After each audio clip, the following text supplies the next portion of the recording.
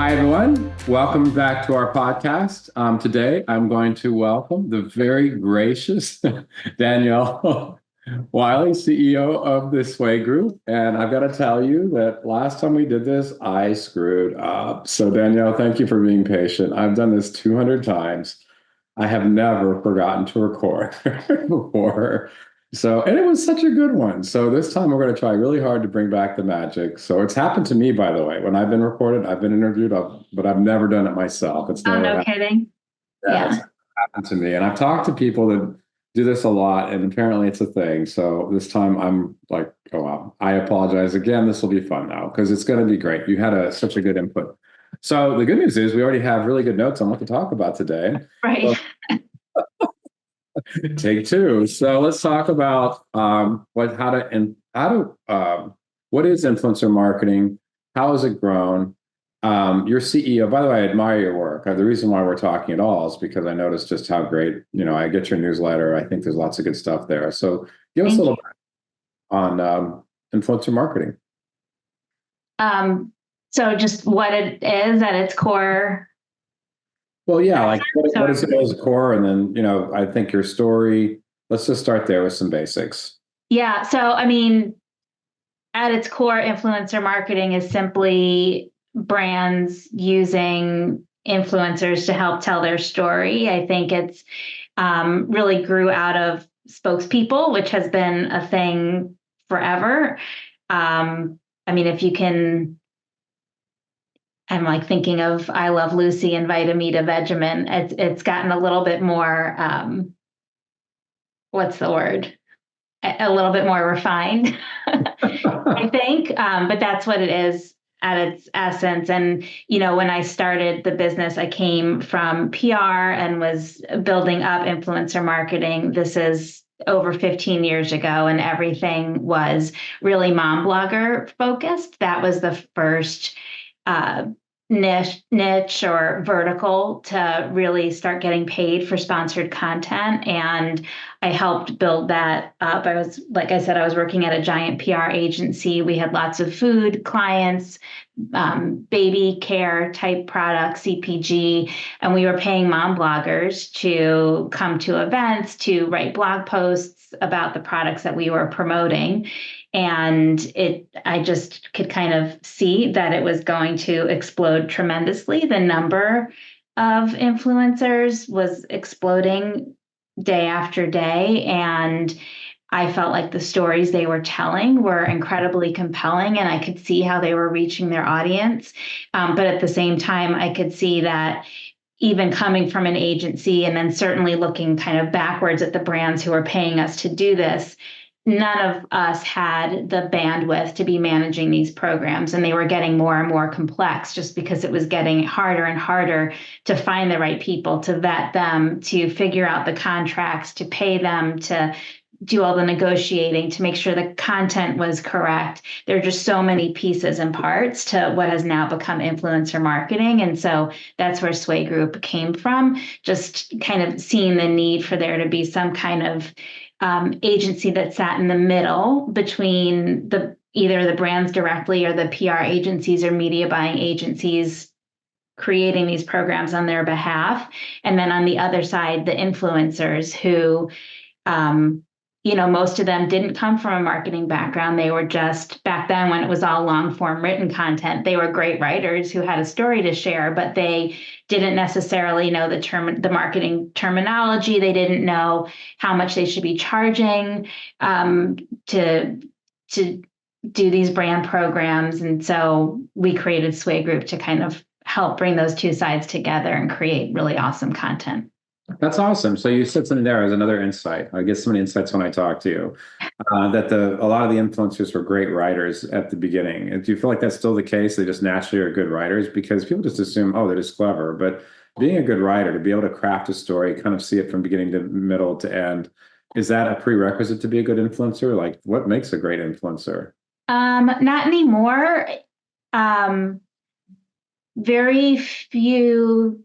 categories are focused in that long form written content space. Blogs are obviously still a thing, but not as popular. You see them a lot in the food world just because people Google to find recipes, and so then you find a food blog. Um, these days, though, that writing, I think the quality of it, this is kind of a hot take, but I think the quality of it has kind of decreased a little because it's very focused right now on SEO and just getting as many eyeballs onto that content as possible, and then having lots of that content there so that you can show more ads on the blog post. So it's certainly not that deep storytelling that we used to see. Influencers now are, it's the focus is very much video, which was not a thing when I started in the late 2000s. There just wasn't, I mean, obviously there was video technology, but it wasn't, the quality wasn't there. It wasn't as accessible to everyone in the palm of their hands. The editing tools weren't what they are now. And there, we didn't have TikTok, we didn't have Instagram, like so hard to believe, right? But yeah, so now I was actually just talking to a woman who's writing a book about the evolution of the mom influencer industry. It's changed a lot. It's a lot more focused now on being mediagenic and being able to create these amazing videos, whether it's, featuring what you're cooking or talking to the video, if it's more lifestyle based, or if it's beauty, doing like a get ready with me where you're putting on your makeup. There's much less of a focus now on written content than video. Yeah, that makes sense for sure. So we talked last time and about the DNC, the Democratic National Convention, and I thought that was just such an interesting um, I guess, controversy at the time where the influencers were getting more attention at the Democratic convention than the press. But wow, that's a head snapper. Any comments on that? Because it's just such a new world that we're in. I mean, I think that's kind of a reflection of the fact that the Democratic Party in particular has a really big focus on Gen Z. I know your kids are around the same ages as mine are, and I'm guessing they get their news in the same way, which is TikTok. Yeah. And so it's just another form of journalism, right? I mean, certainly, hopefully, these creators are sharing their sources and are not, are holding themselves up to a journalistic standard. But at the end of the day, if that's where Gen Z is getting their information from and experiencing the DNC, like my husband and I sat and watched it like on TV, on network TV, we watched it taking place. My kids watched it through TikTok, through social media. So I think it was really, really savvy to make influencers a really big part of that so that experience could be shared out with a generation that's vital to the party. Yeah, for sure. And it's funny. I was just talking about this the other day. I don't know if you remember this, Danielle, but there was a book called Here Comes Everybody that came out probably around 2006, 2008. And it talked about exactly something you just mentioned there, which is that okay, now everybody, it's great that we're giving everybody the voice, but there's no like curation at all. So we hope that they're accurate. We hope that they're good, right? But it's not, it's just the way it is. So everybody's got a microphone today for good and ill. And it's been really interesting having read that book back in the day and go, wow, that was really prescient. They really had that figured out.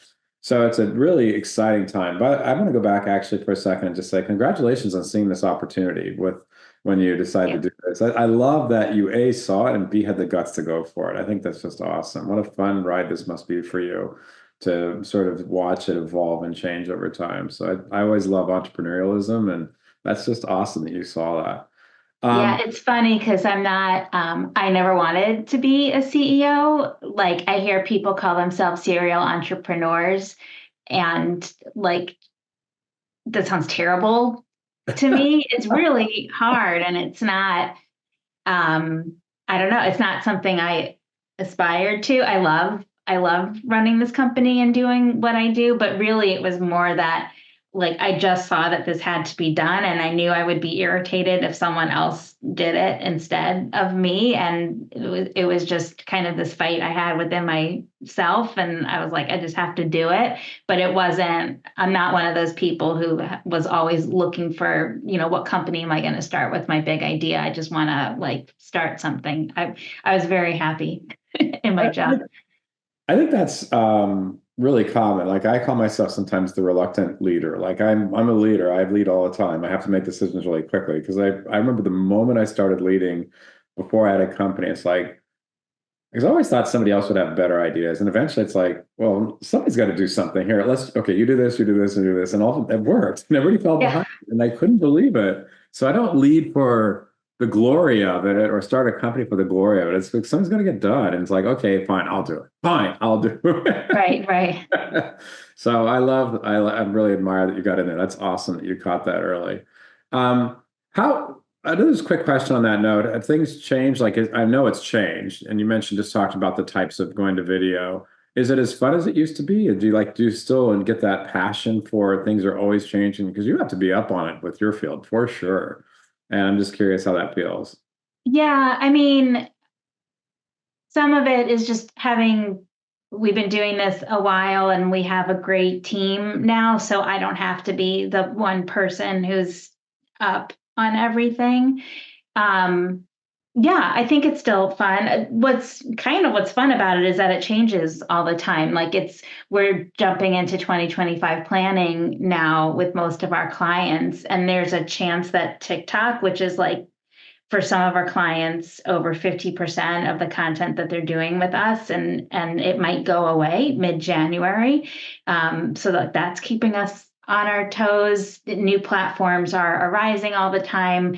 Algorithms are constantly changing. We have new generations coming up. Like the way that Gen Z works and applies for our campaigns and interacts with what we're doing is totally different from how millennials work, from how Gen X worked. And so we're having to figure out how to navigate that generation. And then by the time we figure it out, Gen Alpha is going to be old enough to start getting paid by us on programs, and they're going to work in a totally different way from Gen Z. So I like change, and I get bored easily. So in that sense, yeah, it's still fun.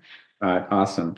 So let's talk about what are realistic goals. So we talked about background plenty now. Let's talk about like if you're new to this or you've been thinking about this, and of course our clients are in healthcare. We'll talk about healthcare, the sort of unique aspects of it in a moment, but more just general. If you're new to this whole thing, or you're used to spending money on more traditional channels, and now you're like, okay, finally I'm ready for this. What are some basic expectations if you're like before we get it started, let's talk about some of the things you need to keep in mind. Let's Yeah, talk. I mean, I think the most important thing to remember is that it's part of your marketing mix, and the basic marketing rules still exist no matter what medium you're using. So when people are making a purchase decision, they still need to see something. I know the numbers vary, but let's say 6 to 10 times before they make a decision.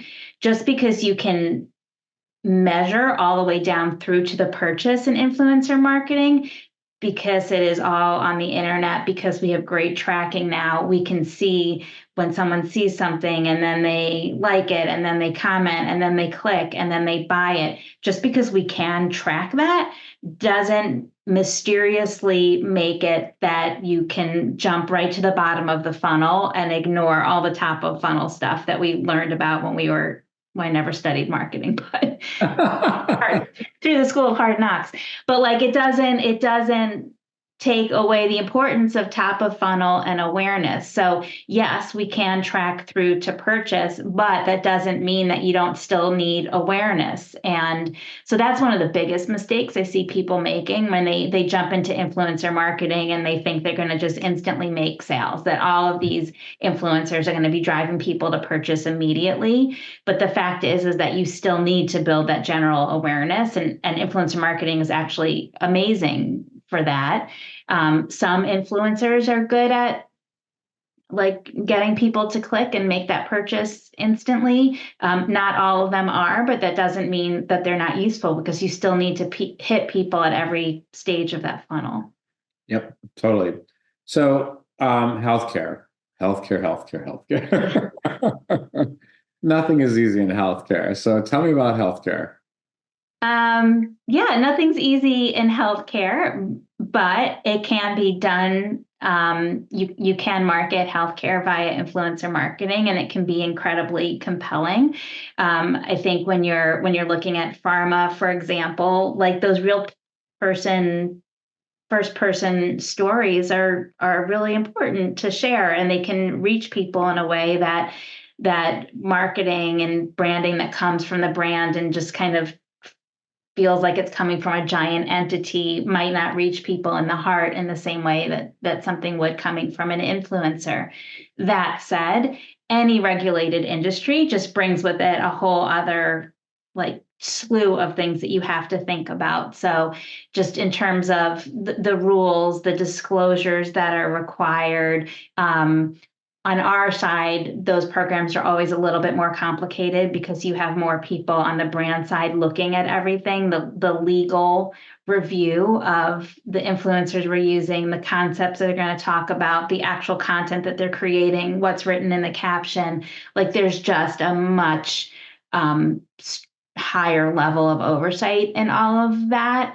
But we're actually pretty good at this, I think, because we've been doing this for so long and we have some really clear processes in place, and we're great at dealing with both agencies and with brands, and we have lots of tools for that. So I think one of the things I would say about healthcare and influencer marketing, and this applies for all regulated industries, so you could kind of take this if you're marketing alcohol or you're marketing financial services, anything that's highly regulated, you need to work with an agency that's been doing this for a while and has very clear and defined processes, and that you feel comfortable trusting with this, because there's a reason there are so many people looking at this content, because you don't want to mess up when something's highly regulated. Yeah, I'll give you a plug on that, Danielle. I totally agree.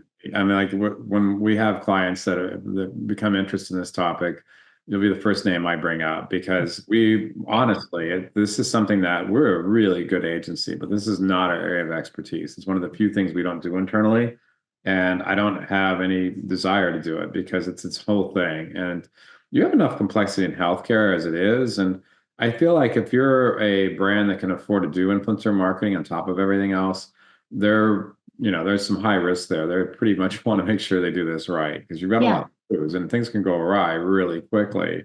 So I think it's great that people like you exist to walk people, take my hand and walk me through this scary, scary world. Speaking of disasters, we talked a little bit about kind of an unknown beer company out there. I'd love to hear your thoughts on that. Oh, and the whole Bud Light Yeah. snafu of last year. Yeah. It was super unfortunate, and it actually had like a giant ripple effect on the influencer marketing industry. Like, spending in influencer marketing had a marked decrease after that happened. So it didn't just impact Bud Light, but essentially Bud Light hired Dylan Mulvaney, who's an awesome trans creator, and they hired her to create some content on behalf of Bud Light, and it blew up. But they were it was totally avoidable, and so that was the frustration. There are a lot of frustrations on my side, like the fact that this was totally avoidable and yet had such a detrimental effect on the industry as a whole is just is terrible. And like the vetting wasn't great. I don't think she was a great fit for the brand. Like at the core of every successful influencer marketing program is making sure that the creators that you select to work with are a terrific fit and have an awesome story to tell. I don't know that she was the best fit, but putting that aside, I think her content was pretty good. So maybe that could have slid. But then when this blew up, it was like they didn't even expect that it could happen. They didn't understand who their core audience was and that there might be some kind of backlash. And there was no, I mean, anytime we're working on anything that might have even a hint that things could get controversial or there could be something that could kind of go awry, we have flow charts and decision trees and like just a whole process in place for, okay, if something happens, this is what we do. And then if this happens, these people are going to jump in and PR will do this. And like we have a whole system in place. And then to make matters even worse on top of all of that, the brands didn't stick by her. They kind of just like lifted their hands up and like there was no, at the end of the day, if a brand wants to use a creator to make a stand and say that they support something, like that needs to be a big part of their brand story already. And they have to be prepared to go all in. A single creator can't change the entire trajectory of a brand. Yeah, and it's funny because I can see how that happened. I wasn't involved at all. I have no insider knowledge at all. But if you're a leading brand, there's marketing teams have hundreds of people sometimes, and their job is to try to break through and break new markets. And it's really easy to forget the market you already have. And Right. you mentioned earlier, not understanding the market they already have. And so I'm sure it doesn't feel like, at least, that it occurred to anybody that anything could go wrong. And it's like it's unfortunate, and I love the idea again about using a firm like yours to first of all avoid making the mistake, and then the thing about influencers is it's kind of like lightning in a bottle. I mean, things can take off, and you're hoping for viral in a good way, but things are not always according to plan. So to have contingency plans makes a whole lot of sense, and certainly any client we work with, that wants to avoid those disasters, as I'm assuming most do, right? They Yeah. work really hard. Some people probably enjoy like being controversial, but most don't, and particularly in healthcare. So what about the myth about, well, yeah, that's exactly why, Stuart, we can't do this stuff in healthcare. Why is that a myth to you? Like, Because we've done it and it's been incredibly successful. And I was at a conference last year and a bunch of pharma companies were there and they were asking if it was safe to do influencer marketing. And there were some people telling them that it's very risky and like as long as you go in and knowing the risk, and it doesn't have to be. Like there are steps that you can take to de-risk the process. We've been doing this. I've had my agency for over 13 years. I've been working in the space for about 20. Certainly we know the steps that we can take to do a program that does not have that element of risk to it. Certainly no more risk than running a television ad. I mean, I just think I think it's a false statement to say that it's not doable. Oh, you're on mute. I can't hear you. so let's talk about the B2C side, particularly in healthcare, and the whole with especially finding the right people. Kind of where we're going with this is, okay, you want to avoid risk, you want to get something that can be viral. I would assume that influencer selection is really important, and I love the way that you do that. So I'd love you to share a little bit about that. Yeah. So how we recruit for B2C or B2B? B2C. B2C first. Yeah. We have our own network of over 50,000 influencers in it. So that kind of gives us a really great head start when we're recruiting for something.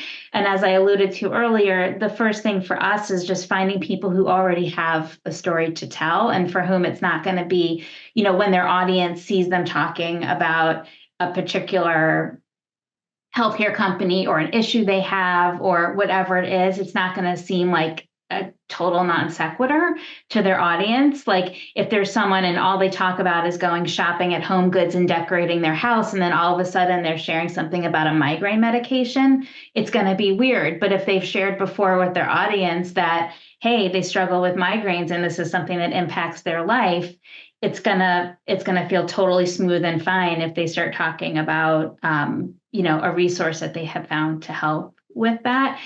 So we always start with our network first, and we send out recruitment emails once or twice a week, letting the network know what we're recruiting for, and we're asking people if they already have a story like this to tell. We're working on a program now for bladder leakage products. So products you use if you have bladder leakage. And the first thing we did was we just emailed our network and said like, hey, are you a woman over 40 and you're dealing with this and want to share your story? And we got we had people who have talked about that and are happy to share a product that they've found that's helpful for that.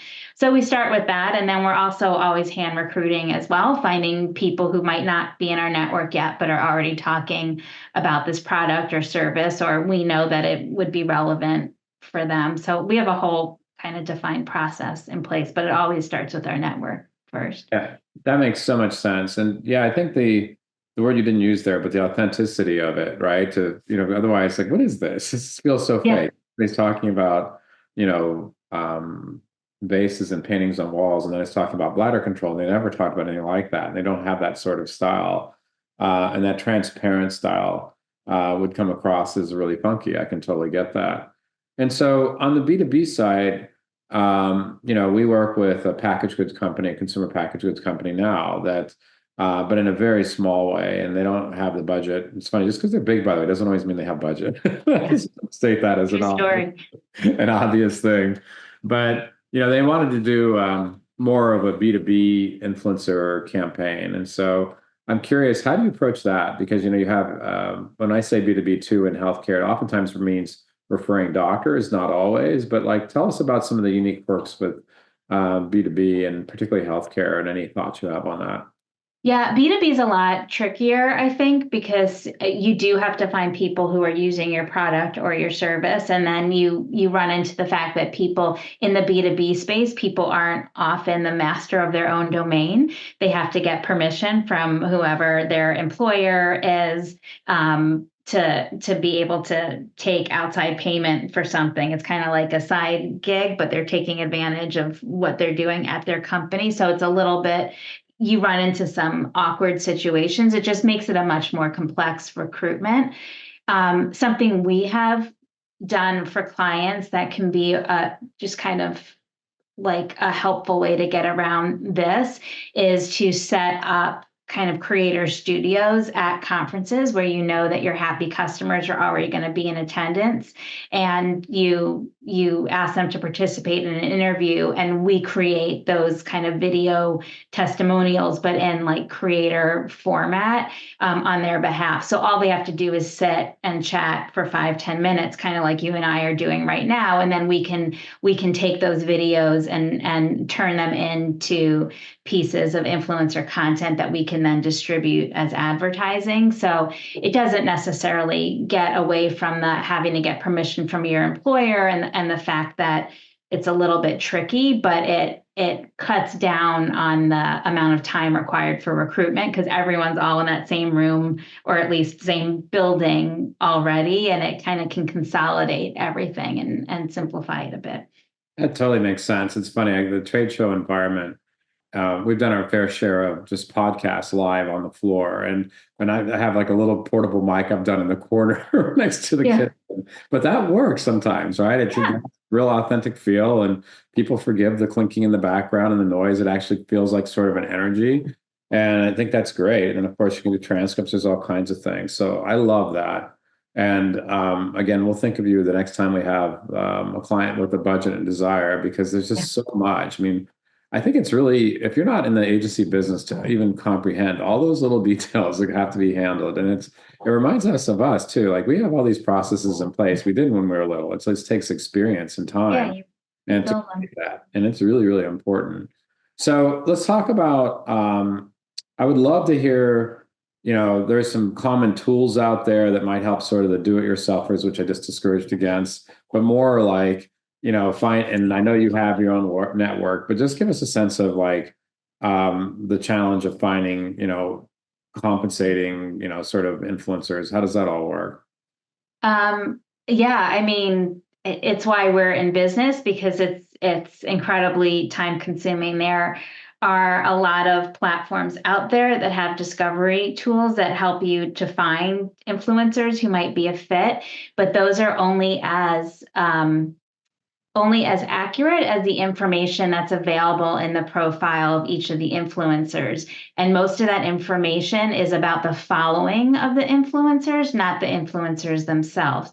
So a good example is when you're trying to do a geo-targeted or a hyper-local program. So let's say I'm trying to tie it to healthcare. Like if you're doing something to promote a local healthcare system, let's say. So you only want people who live in the area where that healthcare system has their hospital, their offices, all of that. The platforms are not going to know where the influencers live unless they happen to have the name of their city or state in their profile. Most of them don't. So it can be very, very tricky. In our network, plug for our network, we have our influencers fill out a dashboard. We know down to the zip code where they live. That said, as I mentioned before, we're often hand recruiting people who aren't in our network yet. And just to give you a sense of how time intensive it can be to figure out where people live, we're working on a hyper local program. We're recruiting for one this week. Someone on my team was actually zooming in on the shop windows behind a creator in their image to see what the area code was on the sign in the window to try to confirm that this creator did indeed live where we thought that she lived. Then you compound that with the fact that the response rate from influencers to that cold outreach is about as high as you would expect to cold outreach, not high at all. So it's just an incredibly time consuming Yeah, process I to generate totally creative. get it. That makes sense. And you just alluded to something that was a big question of mine last time, which is the regional basis. A lot of our clients, we have certainly, as I mentioned earlier, a CPG company, we have some pharma and others, but we have a lot of provider sort of chains. It might be all over the Southeast US or in different Mhm. regions. And I was surprised to find out that that was a thing, that you can do that. So anything else, you just gave us kind of like the story there, but anything else that you need, Yeah.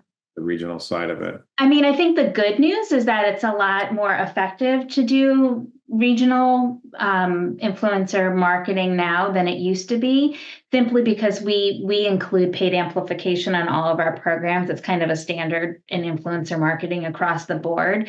And the nice thing about that is that you can, no matter, so even if we, let's say we're doing a healthcare system in Maine and we find a creator who lives in Maine, 100% of their audience, their organic audience, is not going to live in Maine. Like creators don't just have followers from one state.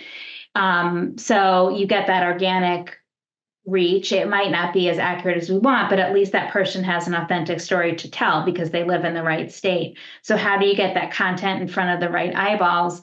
That's where the amplification comes in. So we can take that content and boost it and amplify it just to people who live in the appropriate zip codes, making sure that the vast majority of eyeballs that see that content only live in the state where we need them to live. So that's incredibly effective, and we couldn't even come close to doing that when we started the agency 13 years ago. That's awesome. That's so much opportunity there. And I have one more sort of question for you, but just to comment, I love today how there are so many opportunities and sort of different media there, and you mentioned TikTok or Facebook, Instagram are all different audiences. LinkedIn is a thing now. Interestingly, just this is current for me. My wife and I have a vacation rental in Palm Springs, and there's one of the podcasts she follows has a huge following, allows her, she's this woman in Palm Springs, this restaurant gets shouts out from them. We found it's $50. Like, so it's like, that's unusual, but Yeah. we'll be advertising our rental on the podcast and to play that with the social media. There's so much opportunity. That's an unusual thing because this is usually in tens of thousands of dollars, but sometimes you find opportunities. So I would like you to brag about your company. We'll put your contact info in the on the post with this, but certainly tell us a little bit, I guess, before you get to the contact me part. Just give us a sense again about how your company works, the database, the processes, kind of what it all costs, and then that would be helpful, and then we'll finish there. Yeah, so I mean, we can do pretty much any type of influencer marketing. That really is all that we do. I would say that 90% of the work we do is B2C, but we're always happy to have a conversation. And if a B2B, if we think we can be successful in B2B, we will always let our clients know.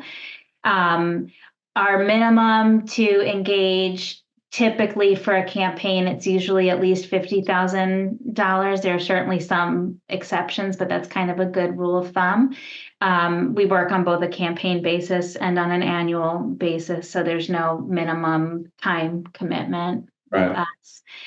We do have that network of 50,000. And then one other just point of difference for us is that we do guarantee results. So we will put a guaranteed metric in all of our in all of our contracts, whether it's video views or engagements or clicks. There's always a guaranteed metric in our contracts. Great. And where should they go to yeah, you can find us at swaygroup.com, or I post a ton on LinkedIn, so you can find me just if you type in Danielle Wiley. It should be pretty easy to find me on there. Yeah, we should talk about LinkedIn another day. That is just flying. Like I would often tell people, like, if you look at LinkedIn and Twitter, like how they were like all at the same time. Traded places. Danielle, thank you so much for your time. I know this would be awesome. I appreciate it. I will put some extra effort into promoting this particular podcast. I think it's really useful. It's a topic we haven't covered much. And it's the kind of thing that, we at our company like to make sure our team is up on everything. This is the stuff we'll share with our internal team too, to make sure they're up on the latest, because, we do a lot of things. This isn't our everyday stuff. And so I hope we get to work together with you in the future. Yep, I'd love that. Thank you so much. Thank you.